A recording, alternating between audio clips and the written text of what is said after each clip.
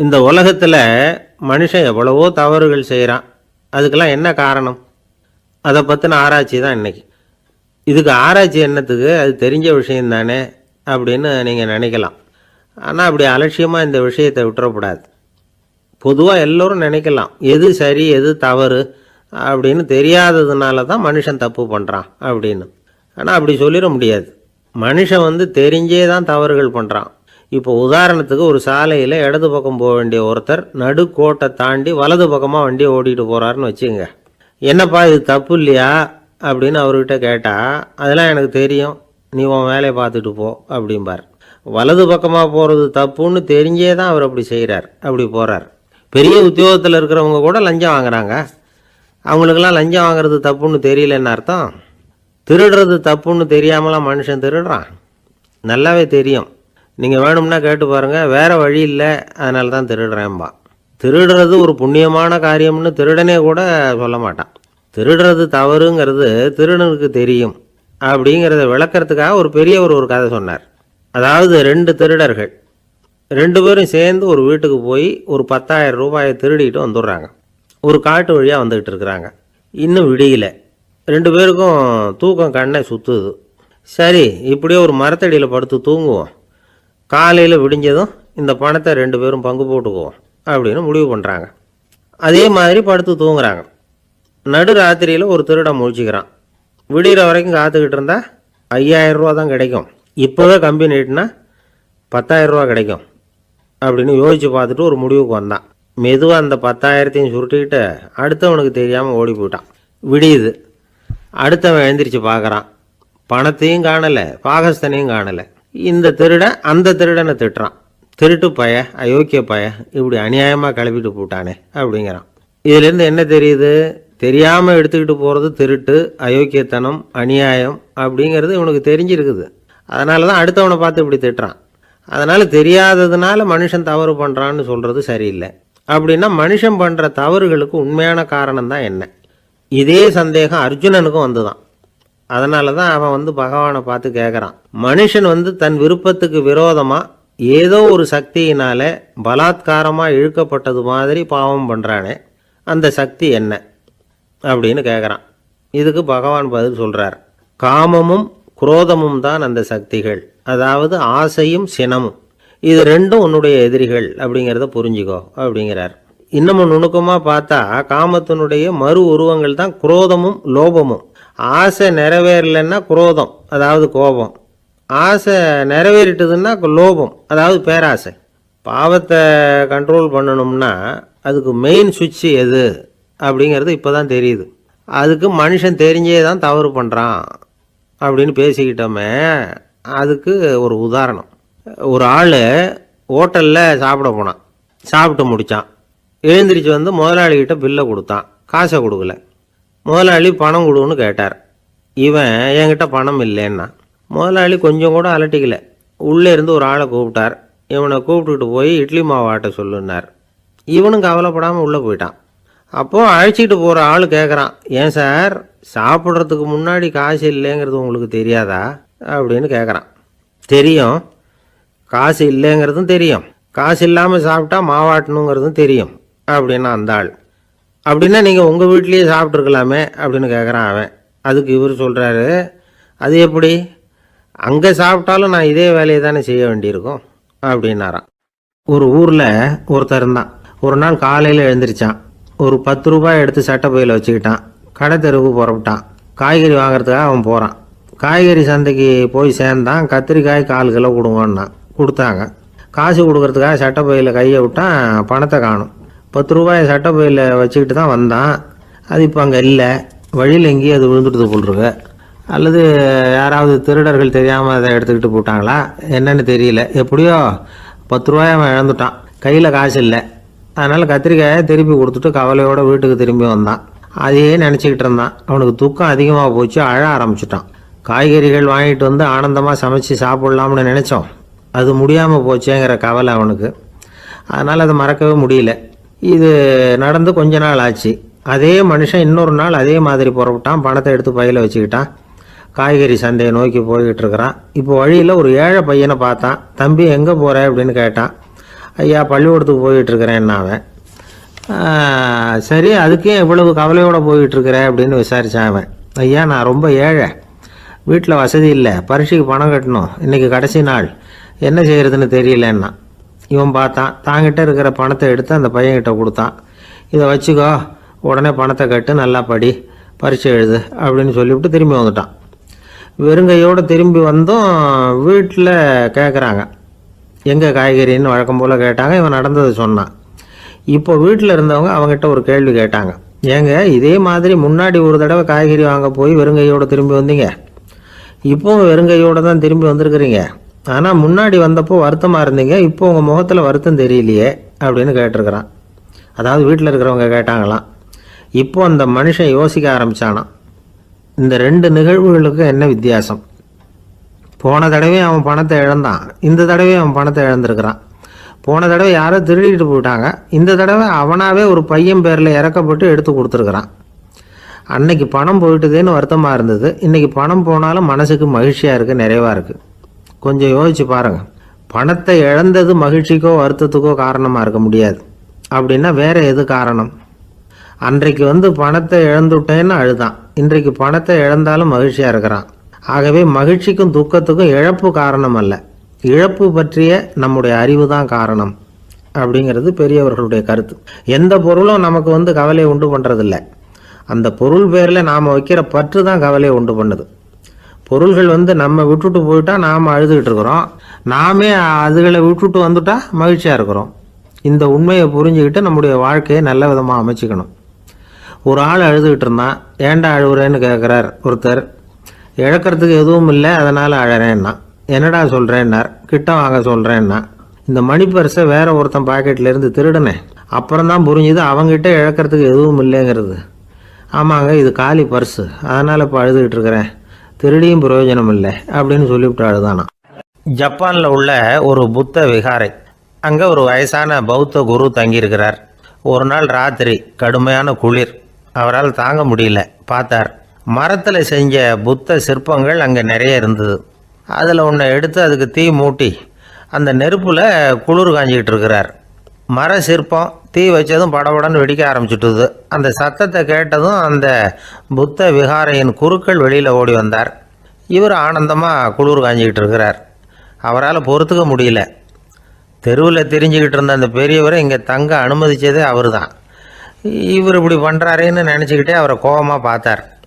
ஏன் இப்படி கோபமாக பார்க்குறீங்க, இப்படி உட்காருங்க அப்படிங்கிறாரு இவர். அவருக்கு இன்னமும் கோபம் வந்துட்டுது. எங்கள் கடவுளை எரிச்சுட்டிங்களே அப்படின்னு சத்தம் போட்டாராம். அப்படியா அப்படின்னு கேட்டுக்கிட்டே அந்த சாம்பலை கிளறினார் இவர். என்ன செய்கிறீங்கன்னு கேட்டிருக்காரு அவர். நான் எலும்புகளை தேடுறேன்னாராம். நீங்கள் ஒரு பைத்தியம், இது ஒரு மர சிற்பம், இதில் எலும்புகள் கிடையாது அப்படின்னாராம். அவருக்கு கோபம் வந்துட்டுது. உடனே வெளியில் போங்கன்னு கத்தியிருக்கார். வெளியில் தள்ளி கதவையும் சாத்தி விட்டாராம். மறுநாள் காலையில் கதவை திறந்து பார்த்தா அந்த வயசான பெரியவர் ஒரு மயில்கல் மேலே சில காட்டு பூக்களை வச்சு புத்தம் சரணம் கச்சாமின்னு சொல்லிக்கிட்டே இருக்கிறார். இவருக்கு சந்தேகமாக போட்டுது. கிட்ட போனார். என்ன செஞ்சுக்கிட்டு இருக்கீங்கன்னு கேட்டார். இது என்னுடைய காலை நேர பிரார்த்தனைனாராம். நிஜமாகவே நீங்கள் ஒரு பைத்தியமாக தான் இருக்கணும், ஏன்னா அது ஒரு மயில்கல் அப்படின்னாராம். இப்போ அந்த பெரியவர் சொன்னாராம், நீங்கள் ஒரு மரத்தை புத்தராக நினைக்கும் பொழுது நான் ஏன் ஒரு மயில்கல்ல புத்தராக நினைக்கக்கூடாது? நான் புத்தரை எரிக்கலாம், ஏன்னா அவரை நான் நேசிக்கிறேன். அந்த சிற்பம் மரத்தால் ஆனதுங்கிறது எனக்கு தெரியும். நான் ஒரு மயில்கல்லை தொழலாம், ஏன்னா அது எனது பூக்களை தாங்குது. நான் இந்த மயில்கல்லுக்குள்ளே மறைஞ்சிருக்கிற புத்தரை பார்க்குறேன். யாராவது ஒரு சிற்பி இதை சிலையாக்கினா தான் நீங்கள் புத்தரை பார்க்க முடியும். அன்னைக்கு ரொம்ப குளிராக இருந்தது. நான் எனக்குள்ளே இருக்கிற புத்தரையும் பாதுகாக்கணும். உள்ளே இருக்கிற புத்தரை காப்பாற்றுறதுக்காக வெளியில் உள்ள புத்தரை எரிக்கலாம், அதில் ஒன்றும் தப்பு இல்லை. அது அவருடைய போதனையிலேயே இருக்குது. உனக்குள் ஜோதியாக இரு அப்படிங்கிறது அவருடைய போதனை. என்னுடைய புத்தர் குளிரில் நடுங்கிட்டு இருந்தார். அந்த மர சிற்பங்கள் வெயில் மழையில் உணர்ச்சி இல்லாமல் இருந்தது, அதனால் அப்படி பண்ணினேன். ஆனால் நீங்கள் என்ன பண்ணீங்க? நான் ஒரு மர புத்தரை எரிச்சதுக்காக உயிருள்ள புத்தரை வெளியில் தள்ளி கதவை சாத்தினீங்க அப்படின்னாராம் அந்த பெரியவர். உண்மையான பக்திங்கிறது இதுதான். அதாவது உனக்குள் ஜோதியாக இரு அப்படின்னு புத்தர் சொன்னார் இல்லையா, அது மாதிரி தனக்குள் ஜோதியாக இருக்கிற இந்த காலத்து ஆசாமிகள் நிறைய பேர் உண்டு. எப்பவும் போதையிலேயே இருக்கிறவங்க. ஒரு நாள் நடு ராத்திரி ஒரு மது கடையில் ஒரு ஆள் அங்குள்ள சிப்பந்திகள் கிட்ட கேட்டுக்கிட்டு இருக்கிறான். மறுபடியும் இந்த கடை எப்போ திறப்பாங்கன்னு கேட்டானா. நாளைக்கு காலையில் 8 மணிக்கு திறப்பாங்க அப்படின்னு நானும் அங்கே இருந்த ஆள். அவன் திருப்பி திருப்பி அதையே கேட்டுக்கிட்டு இருக்கான். இவனுக்கு பதில் சொல்லி சொல்லி அழுத்து போச்சு. அதான் சொல்கிறேன் ஐயா, நாளைக்கு காலையில் வா அப்படின்னாங்களாம். அதுக்கு இவன், நான் வர்றதுக்காக கேட்கலையா, நேற்றுக்கு வந்தவன் உள்ளேயே மாட்டிக்கிட்டேன், வெளியில் போகிறதுக்காக கேட்டேன் அப்படின்னானான். இந்த உலகத்தில் எவ்வளவோ உயிரினங்கள் இருக்குது. ஒவ்வொன்றும் ஒவ்வொரு விதமாக சண்டை போடுது. இப்போ 2 மாடு சண்டை போட்டுக்குதுன்னு வச்சுக்கோங்க, என்ன பண்ணும்? 2 முட்டிக்கும். அதுக்கு சண்டை போடுறதுக்கு ஆயுதமாக உபயோகப்படுறது அதோட கொம்பு. 2 சேவல் சண்டை போட்டுக்குதுன்னு வச்சுக்கோங்க, அதுக்கு ஆயுதமாக உபயோகப்படுறது அதோட கால் நகம். காலால் தான் அது ஒன்றோட ஒன்று சண்டை போட்டுக்கும். ஆனால் 2 மனுஷன் சண்டை போட்டுக்கிறான்னு வச்சுக்கோங்க, இவன் இன்னதை தான் ஆயுதமாக உபயோகப்படுத்துவான்னு குறிப்பிட்டு சொல்ல முடியாது. கல்லை எடுப்பான், கத்தி எடுப்பான், துப்பாக்கி எடுப்பான், என்ன வேணாலும் பண்ணுவான். வாயால் திட்டுவான், கையால் அடிப்பான், காலால் உதைப்பான், சகலகலா வல்லவன். விலங்குகள்லாம் பொதுவாக வாயை சாப்பிட்றதுக்கு மட்டும்தான் உபயோகப்படுத்துது. ஆனால் இவனுக்கு சாப்பிட்றதுக்கும் அதுதான், சாப்பிட்டு விட்டு திட்டுறதுக்கும் அதுதான். ஆனால் ஒரு விஷயத்தில் மட்டும் கெட்டிக்கிறேன். அதாவது நாம் சண்டை போட்டுக்கிட்டாலும் பரவாயில்லை, கோழிகள் சண்டை போடாமல் இருக்கணும் அப்படின்னு ஆசைப்படுறான். எதுக்காக? கோழிகள் சண்டை போடாமல் இருந்தால் நிறைய முட்டைகள் போடுமா, அதுக்காக தான் இந்த அக்கறை. கோழி பண்ணை வச்சுருக்கிறவங்களுக்கு இது ஒரு பெரிய பிரச்சனை. அதாவது பண்ணையில் இருக்கிற கோழிகளுக்குள்ளே அடிக்கடி சண்டை வந்துடும். அதனால் முட்டை உற்பத்தி குறைஞ்சிரும். சரி, இதுக்கு என்ன பண்ணுறது? பண்ணையில் போய் உட்காந்துக்கிட்டு தினமும் பஞ்சாயத்து பேசிகிட்டு இருக்க முடியுமா? அமெரிக்காவில் கோழி பண்ணை வச்சுருக்கிற ஒருத்தர் இதை பற்றி யோசனை பண்ணி பார்த்தாராம். ஒரு வழியையும் கண்டுபிடிச்சிருக்கார். கோழிக்கெல்லாம் மூக்கு கண்ணாடி மாட்டி விட்டுட்டோம்னா அது சண்டை போடுற குணம் குறைஞ்சிரும், முட்டை அதிகமாகிடும். அந்த கண்ணாடியில் உள்ள லென்ஸு சிவப்பு நிறத்தில் இருக்கணும், அவ்வளவுதான் அப்படின்னு அவர் கண்டுபிடிச்சாராம். இது ஏற்கனவே நடைமுறையில் கண்டுபிடிக்கப்பட்ட ஒரு விஷயம். ஆனால் எல்லா கோழிக்கும் சிவப்பு மூக்கு கண்ணாடி எப்படி மாட்டி விடுறது? அப்படியே மாட்டி விட்டாலும் அது நழுவாமல் இருக்கணுமே. இப்போ நாமெல்லாம் நடு விரலால் மூக்கு கண்ணாடி நடுவில் தொட்டு அப்படி ஸ்டைலாக சரி பண்ணிக்கிறோம். அது மாதிரி கோழி எப்படி சரி பண்ணிக்கும்? இதுதான் பிரச்சனை. இதுக்கு அவர் என்ன வழி கண்டுபிடிச்சாருன்னா, கோழிக்கெல்லாம் மூக்கு கண்ணாடிக்கு பதிலாக விழியொட்டு வில்லைகள், கான்டாக்ட் லென்ஸ், அதை பொருத்தி விட்டா என்ன அப்படின்னு யோசனை பண்ணார். அதே மாதிரி பண்ணார். அதே மாதிரி செஞ்சு பார்த்தார், வெற்றி. அதுக்கப்புறம் கோழியெல்லாம் சண்டை போட்டுக்கலையாம், சமாதான பிரியர்கள் ஆகிட்டு தான். கோழிகளுக்கு இயல்பாகவே சண்டை போடுற குணம் உண்டு. ஆனால் அதோட கண்ணுக்கு பார்க்குற பொருள்லாம் ரோஜா நிறத்துலையோ அல்லது இன்னும் சொல்ல போனால் அழுத்தமான சிவப்பு நிறத்துலையோ தெரிஞ்சதுன்னா சண்டை போடுற குணம் குறைஞ்சிருதான். அந்த சமயத்தில் அது அதிகமாகவும் முட்டையிட ஆரம்பிச்சுடுதான். அதே நேரத்தில் இறை எடுக்கிறத கூட குறைச்சிக்குதான். இது ஏன் இப்படி பண்ணுதுங்கிறது விஞ்ஞானிகளுக்கு இன்னமும் புரியலையா. எப்படியோ அமெரிக்க கோழிகள்லாம் கான்டாக்ட் லென்ஸ் பொருத்திக்க ஆரம்பித்தாச்சு. கோழி கழுத்தை பிடிச்சிக்கிட்டு ஒரு சில வினாடிகளில் அதை பொருத்தி விட்றாங்களாம். கோழியோட ஆயுள் பூரா அது அப்படியே இருக்குமா. பண்ணையில் முட்டை உற்பத்தி குறைஞ்சா இது மாதிரி விஞ்ஞானபூர்வமாக பரிகாரம் தேடுறது தான் நல்லது. நமக்கு வேண்டியப்பட்ட ஒருத்தர், அவர் ஒரு கோழி பண்ணை வச்சுருந்தார். அந்த பண்ணையில் பாதி கோழி திடீர்னு செத்து போச்சு. உடனே ஒரு கால்நடை மருத்துவர்கிட்ட போக வேண்டியது தானே. அங்கே போகல. உள்ளூரில் மந்திரம் பண்ணிகிட்டு இருந்த ஒரு சாமியார்கிட்ட போனார். அவர் காலில் விழுந்தார். சாமி, என் பண்ணையில் பாதி கோழி செத்து போட்டுதுன்னார். சாமியார் யோசனை பண்ணார். சரி, பண்ணையில் வாசப்படி கிழக்கு பக்கமாக வச்சுருக்கியா மேற்கு பக்கமாக வச்சுருக்கியான்னு கேட்டார். கிழக்கு பக்கமாக இருக்குன்னார் அவர். அதுதான் தப்பு, மேற்கு பக்கமாக அதை மாற்று சரியாக போடும்னாராம். அதே போல் இவர் போய் மாற்றிவிட்டார். அப்பவும் பாதி செத்து போச்சு. மறுபடியும் சொன்னார், சாமி மறுபடியும் பாதி கோழி செத்து போட்டுதேன்னார். சரி, கூரை எப்படி போட்டிருக்க, ஓடு போட்டிருக்கியா இல்லை கீத்து போட்டிருக்கியான்னார். ஓடு போட்டிருக்கேன்னாராம் அவர். அதுதான் தப்பு, கீத்து போட்டுரு சரியாக போடும்னாராம். சரின்னு போய் அதையும் மாற்றி பார்த்தார். மறுபடியும் போயிட்டுது, கோழி செத்து போச்சு. வந்தார். மறுபடியும் பாதி செத்து போச்சு சாமின்னு வந்தார். இவரும் யோசனையை மாற்றி மாற்றி சொல்லிகிட்டே இருக்கிறார். இப்படி அவரும் மாற்றி மாற்றி பார்த்தார். 6வது தடவையாக அவரை தேடிட்டு வந்தார். அந்த சமயத்தில் இவர் ரொம்ப தீவிரமாக யோசனை பண்ணி பார்த்துட்டு, அது சரிப்பா, நீ என்கிட்ட சளைக்காமல் வந்துக்கிட்டு இருக்கிற, நானும் யோசனை சொல்லிகிட்டு இருக்கேன். இப்போவும் உங்ககிட்ட சொல்கிறதுக்கு என்கிட்ட யோசனை நிறையா இருக்குது. ஆனால் சோதிக்கிறதுக்கு உங்ககிட்ட கோழி இல்லையே, என்ன பண்ணுறது அப்படின்னாராம் இவர். ஒரு ஊரில் ஒரு ராஜா இருந்தார். அந்த ராஜாவுக்கு ஒரு மந்திரி. ராஜா ரொம்ப நியாயமானவர், நேர்மையானவர், கண்டிப்பானவர். தப்பு செய்கிறது யாராக இருந்தாலும் தண்டனை கொடுப்பார். வேண்டியவங்களுக்கு ஒரு நியாயம், வேண்டாதவங்களுக்கு ஒரு நியாயங்கிறதெல்லாம் அவர்கிட்ட கிடையாது. ஒரு சமயம் அரசவையில் அந்த அமைச்சரே விதிமுறைகளுக்கு புறம்பா ஏதோ நடந்துக்கிட்டு இருக்கார். மன்னருக்கு கோபம் வந்துட்டுது. உடனே அந்த அமைச்சரை கிட்டத்தில் கூப்பிட்டு அவர் கன்னத்தில் ஓங்கி ஒரு அறை கொடுத்துட்டாராம். உடனே அந்த அமைச்சர் என்ன பண்ணார் தெரியுமா? நேராக போனார்.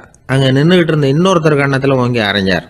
அறை வாங்கினவர் திகைச்சு போயிட்டார். இவர் ஏன் நம்மளை அரைகிறார் அப்படின்னு யோசனை பண்ணார். மன்னரும் திகைச்சு போயிட்டார். நாம இவரை அரைஞ்சா அதுக்காக இவர் போய் இன்னொருத்தரை அரையணுமா அப்படின்னு யோசனை பண்ணார். இவருக்கு என்ன பைத்தியமானு கூட நினைக்க ஆரம்பிச்சுட்டார். ஆனால் என்ன ஆச்சுன்னா, அப்புறம் அமைச்சர் அவர் கவனிச்சுக்கிட்டு இருந்தாரா, அவர் இன்னொருத்தர் அரைஞ்சார் இல்லையா, அந்த அறை வாங்கின ஆசாமியை பார்த்து கத்திக்கிட்டு இருந்தார். யார்? அமைச்சர். ஏன்பா என்கிட்ட அறையை வாங்கிக்கிட்டு இப்படி விவரம் இல்லாமல் நின்றுட்டு இருக்கிறிய, நான் உனக்கு கொடுத்ததை நீ வேற யாருக்கிட்டையாவது கொடுத்துரு அப்படின்னார்.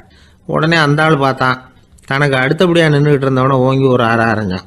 அவன் கன்னத்தை தடவிட்டே யோசனை பண்ணான். இது ஏதோ புரிஞ்சுக்கிட்ட மாதிரி அடுத்தாப்பில் நின்றுக்கிட்டு இருந்தவனை அரைஞ்சான்.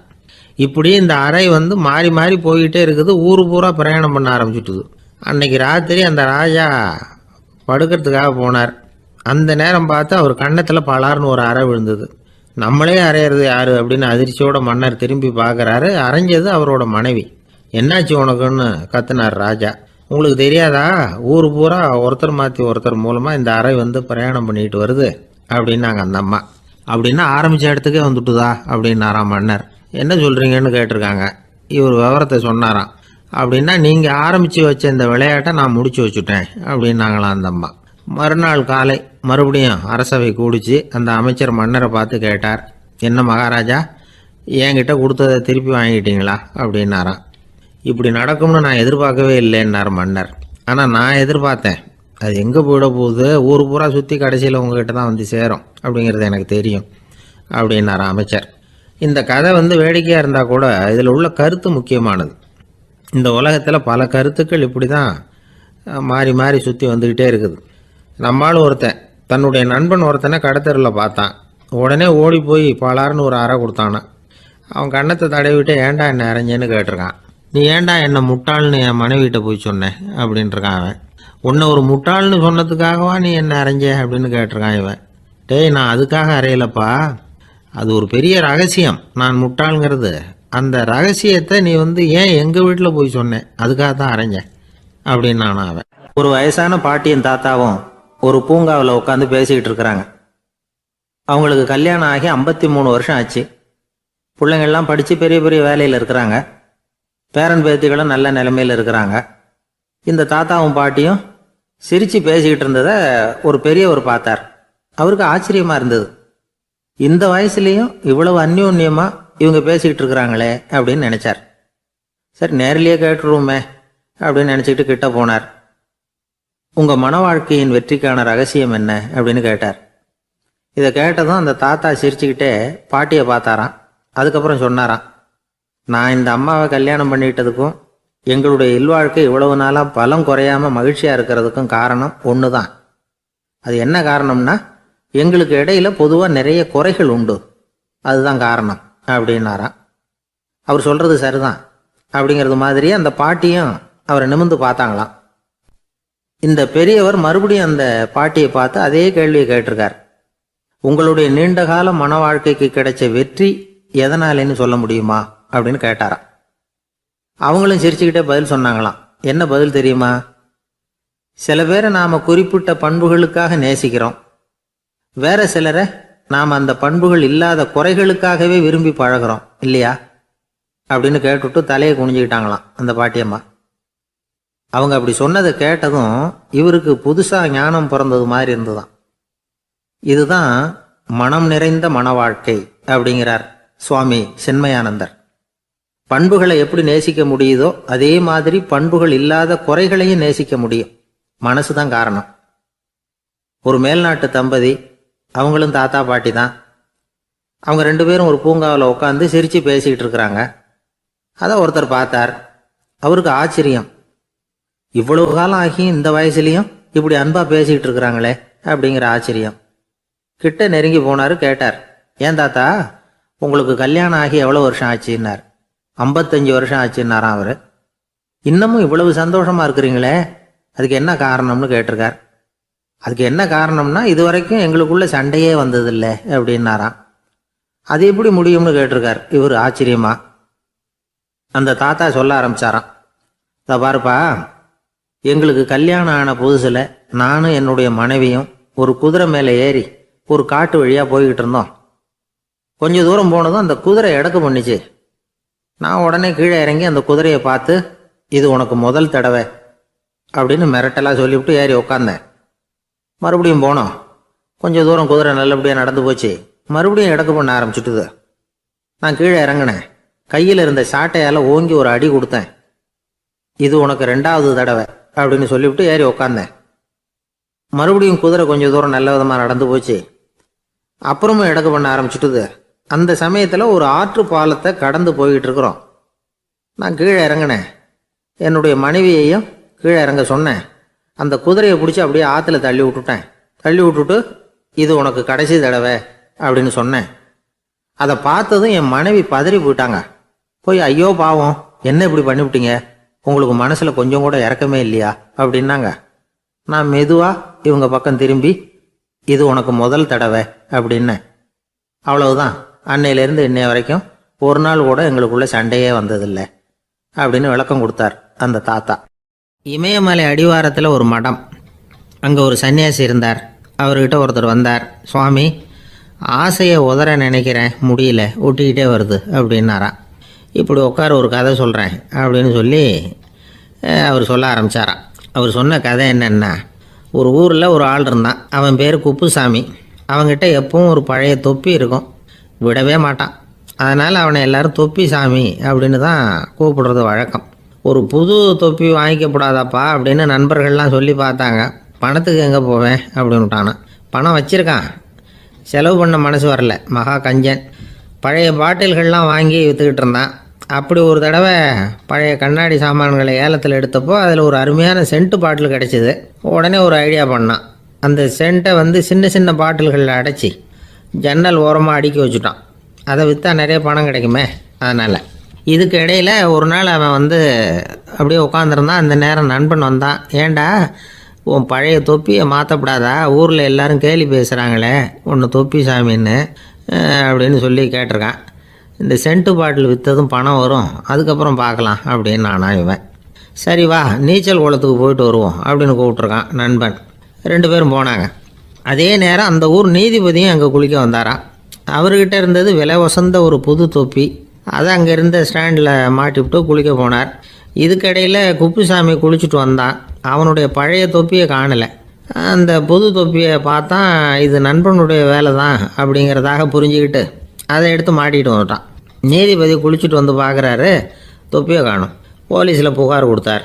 அவங்க தேடினாங்க. ஒரு மூலையில் பழைய தொப்பி கிடச்சிது. அடடா, இது நம்ம குப்புசாமியோட தொப்பி இல்லையா அப்படின்னு நானா ஒருத்தன். உடனே அவன் வீட்டுக்கு தேடிட்டு போயிருக்காங்க. அங்கே போய் பார்த்தா புது தொப்பி அங்கே இருக்குது. உடனே அவனுக்கு 1000 ரூபா அபராதம் போட்டாங்களாம். அவன் பணத்தை கட்டிவிட்டு ரொம்ப எரிச்சலோடு வீட்டுக்கு வந்தான். பழைய தொப்பி கண்ணில் பட்டது. மறுபடியும், உன்னால் தானே எனக்கு 1000 ரூபா நஷ்டம் அப்படின்னு சொல்லி அதை எடுத்துக்கிட்டு அப்படி போயிருக்கான். அந்த ஊர் குளத்தில் வீசி எறிஞ்சிட்டு வந்துட்டான். அது மீன் பிடிக்கிற ஒருத்தன் கையில் சிக்கிச்சு.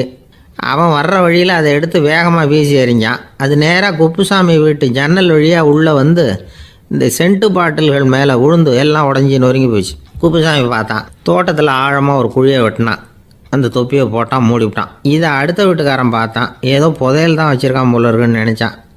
போலீஸில் போய் புகார் கொடுத்துட்டான்.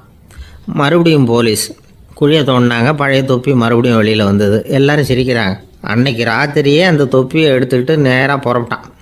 ஒரு கல்லில் அதை சேர்த்து கட்டி குடிநீர் தொட்டி இருக்கும்ல, அதில் போட்டுட்டு வந்துட்டான். இனிமேல் என்ன பண்ணும் பார்ப்போன்னு. ஒரு நாள் திடீர்னு குழாயெல்லாம் அடைப்பட்டு போச்சு. மாநகராட்சி அலுவலர்கள் என்னன்னு பார்த்தா அந்த பழைய தொப்பி குழாயை அடைச்சிக்கிட்டு இருக்குது. இது குப்புசாமியோட தொப்பிங்கிறது தான் எல்லாருக்கும் தெரியுமே. உடனே குடிநீரை பாழாக்கணத்துக்காக குப்புசாமிக்கு கோர்ட்டு 2500 ரூபா அபராதம் போட்டுவிட்டுது. அதையும் கட்டிவிட்டு வெளில வந்தான். கடைசியாக முடிவு பண்ணான். ஒரு நெருப்பு குச்சியை கிழிச்சான். தொப்பியை கொளுத்தினான். எரிஞ்சுது. எடுத்து வெளில எரிஞ்சான். கொஞ்ச நேரத்தில் தீ அணைப்பு படம் வந்துட்டுது. ஆமாம், இவன் எடுத்து எரிஞ்சது வெளியில் விழுந்து வீட்டு கூரையே பற்றிக்கிட்டு எரிய ஆரம்பிச்சுட்டுது. அவனோட பணத்தாசையும் அதோடு சேர்ந்து எரிஞ்சு போச்சான். இப்படி ஒரு கதை. இந்த கதையை சொல்லி முடித்தார் அந்த இமயமலை அடிவாரத்தில் இருந்த சன்னியாசி. இப்போ அந்த குப்புசாமி எங்கே இருக்கிறான்னு கேட்டார் எதிரில் இருந்தவர். இதோ உன் எதிரிலே இருக்கிறான், நான் தான் அந்த குப்புசாமி அப்படின்னாரான் அந்த சன்னியாசி. அந்த குப்புசாமி கிட்ட இருந்தது மாதிரி ஒரு பழைய தொப்பி நம்ம ஒவ்வொருத்தர்கிட்டையும் உண்டு.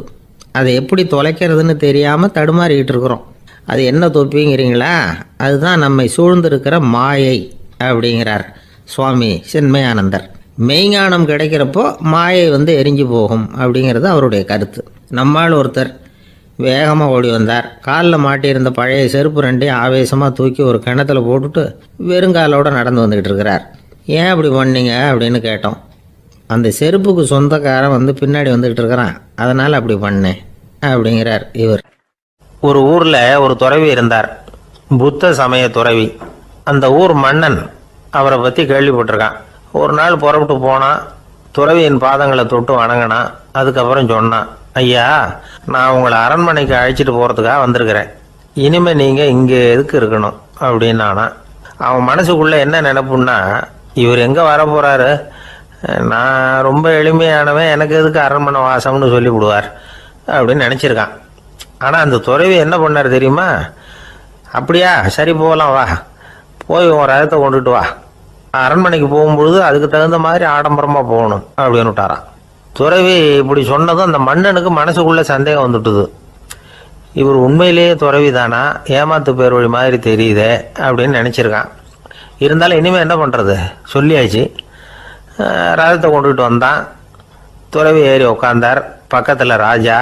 அவர் ரொம்ப உற்சாகமாக வரார், இவன் ரொம்ப சோர்ந்து போய் வரான்.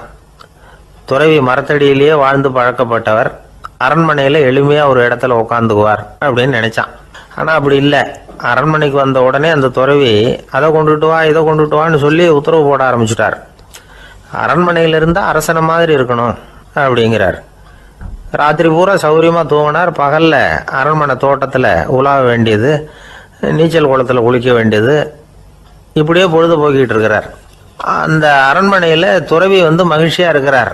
மன்னனால் அப்படி இருக்க முடியல. அவருக்கு எந்த கவலையும் இல்லை, இவனுக்கு அரசாங்க கவலைகள்.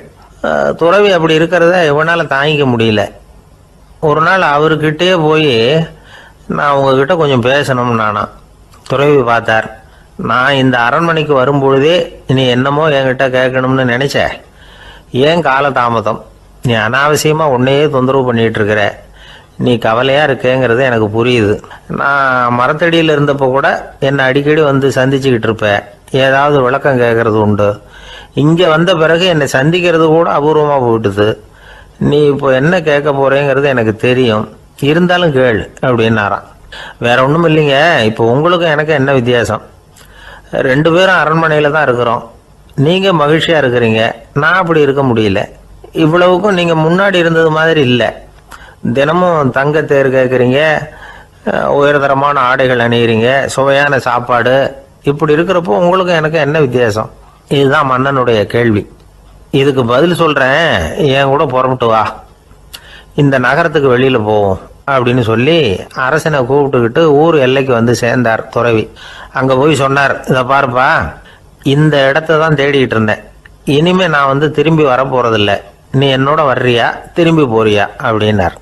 நான் எப்படிங்க உங்கள் கூட வர முடியும்? என்னுடைய நாடு, என்னுடைய சொத்துக்கள், மனைவி, மக்கள் எல்லாத்தையும் விட்டுட்டு எப்படிங்க வர்றதுன்னா. இப்போ அந்த துறவி சொன்னார், இப்போ வித்தியாசத்தை தெரிஞ்சுக்கிட்டியா? நான் அரண்மனையில் இருந்தேன், எல்லா வித பொருள்களும் உடையவனாக இருந்தேன், ஆனால் எதையும் சொந்தம் கொண்டாடுறவனா இருக்கல. ஆனால் நீ அப்படி இல்லை, எல்லாத்தையும் சொந்தம் கொண்டாடிக்கிட்டு இருக்கிற. இதுதான் நமக்குள்ள வித்தியாசம் அப்படின்னு சொன்னார். அரண்மனை ஆடைகளை அப்படியே களைஞ்சார், அரசங்கிட்ட கொடுத்தார். உன்னுடைய ஆடைகளை நீயே வச்சுக்கோன்னார். அவர் பாட்டுக்கு நடந்து போனார், திரும்பியே பார்க்கல. அரசனுக்கு அப்போதான் தன்னுடைய அறியாமை விளங்குச்சான். இதிலேருந்து நாம் புரிஞ்சிக்க வேண்டியது என்னன்னா, இந்த உலகத்தில் எத்தனையோ பொருள்கள், அதையெல்லாம் முறையாக பயன்படுத்தினா மகிழ்ச்சி. அதை விட்டுட்டு அதுக்கெல்லாம் சொந்தம் கொண்டாட ஆரம்பித்தா கவலை. நம்ம ஆட்கள் சொந்தம் கொண்டாடுற விதமே தனி. ஒரு ஆள் இன்னொருத்தங்கிட்ட ஒரு கொடை கடன் வாங்கியிருந்தான், திருப்பி கொடுக்கல. கொடையை கொடுத்தவன் கேட்டான், என்கிட்ட கடன் வாங்கினிய கொடை, அதை கொஞ்சம் திருப்பி தர்றியான்னா. அது உனக்கு இப்போ அவசரமாக தேவைப்படுதா அப்படின்னு கேட்டான் இவன். எனக்கு தேவைப்படலை, அந்த கொடையை நான் யாருக்கிட்ட வாங்கியிருந்தேனோ அவனுக்கு இப்போ அது அவசரமாக தேவைப்படுது அப்படின்னு நானாம் அந்த ஆள்.